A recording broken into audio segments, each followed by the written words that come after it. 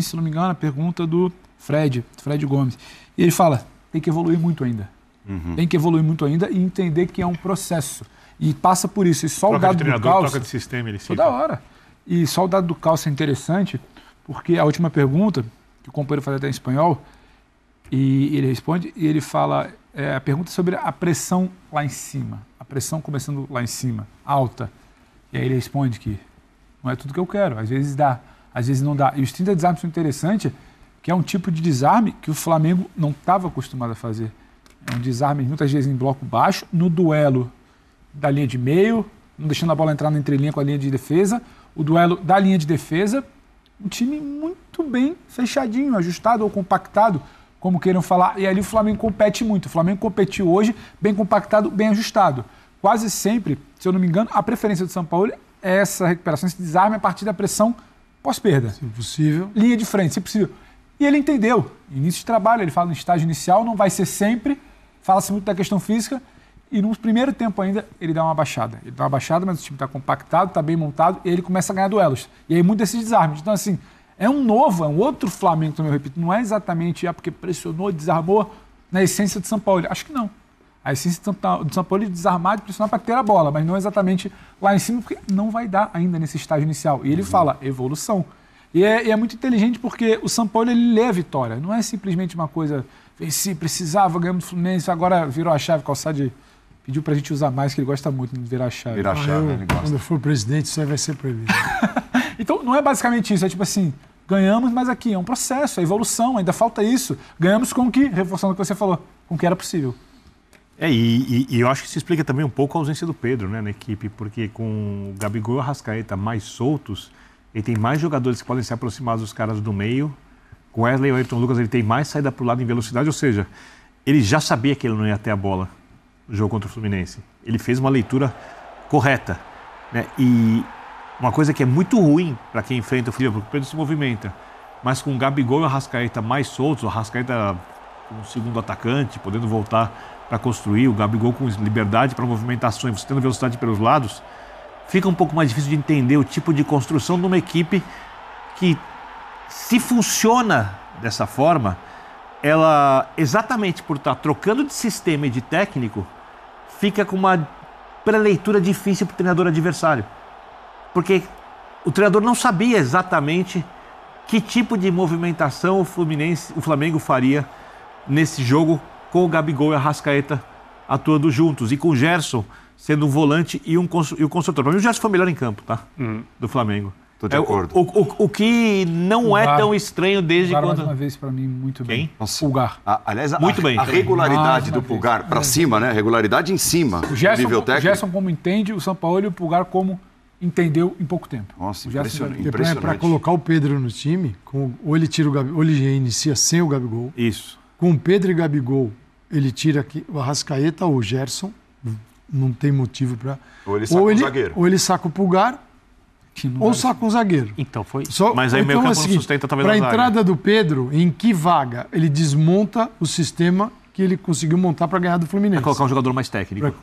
E ele assim, Pulgar ele não vai tirar agora porque finalmente alguém apareceu para colocar o Pulgar para jogar, porque o Pulgar não jogava e ele era realmente um fiasco. Quando ele entrava, poucos minutos, ele não tinha, parecia que ele não tinha função. Não, embora ele tenha ali, mais preso à frente da defesa. Ele tem uma função específica no Flamengo e que funciona muito bem, né? Pulgar é o cara que dá o equilíbrio para o Gerson e para o Thiago Maia. Thiago bem hoje também. Sem comparar jogadores que são diferentes, apenas para falar do equilíbrio que é dado ao meio de campo, é um equilíbrio que ele recupera desde a saída do João Gomes, que dava esse equilíbrio, não era primeiro volante, fazia isso de uma outra maneira, mas o meio de campo ficava mais consistente. E é o que ele conseguiu trazer com o Pulgar.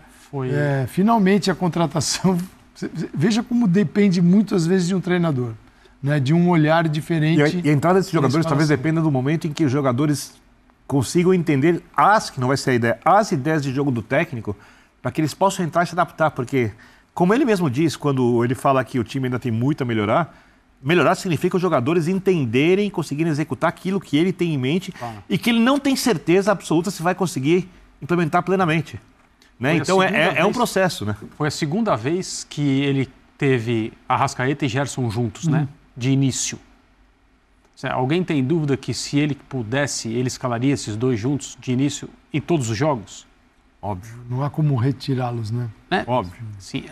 O Flamengo hoje, além de todas as questões que a gente tem debatido aqui, tem uma grande com o Everton Ribeiro, né?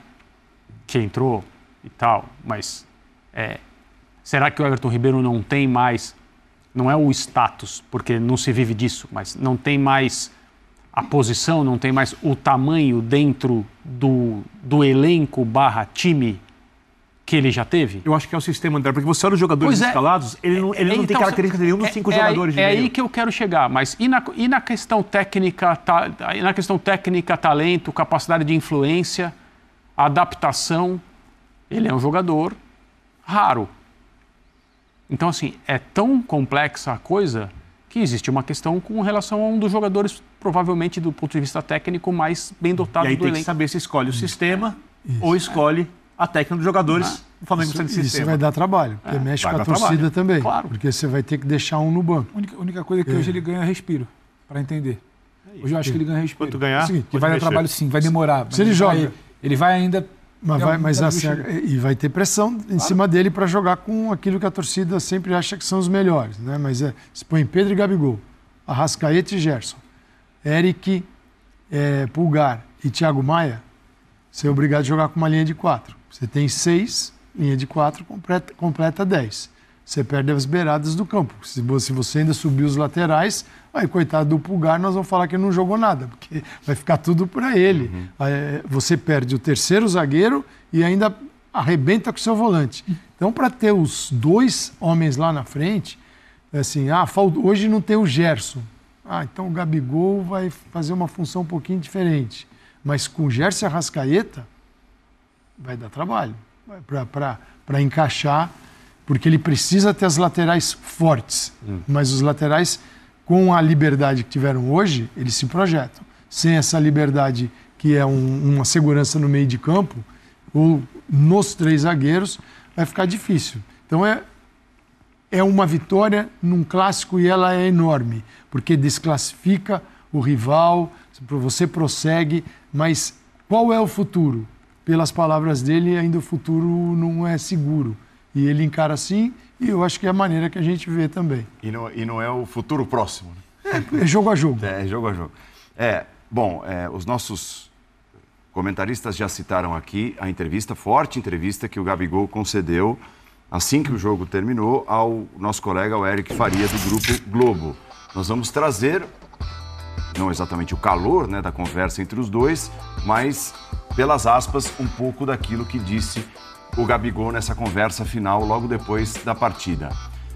Aspas para o Gabigol. Acho que o trabalho tem de ser feito desde os treinos, desde o ninho. Tem muita gente que fala muita besteira. Acho que vocês da imprensa criam algumas coisas e a torcida vem para o Maracanã com um pouco de má intenção com os jogadores. Isso nunca aconteceu aqui no clube desde a época do Diego, do Arão. Isso aí, pessoal, ficamos por aqui. Eu peço a vocês que nos ajudem a trazer conteúdos diários para vocês. Deixe seu like, se inscreva aqui no nosso canal, ative o sininho das notificações e compartilhe aí nossos vídeos com seus amigos.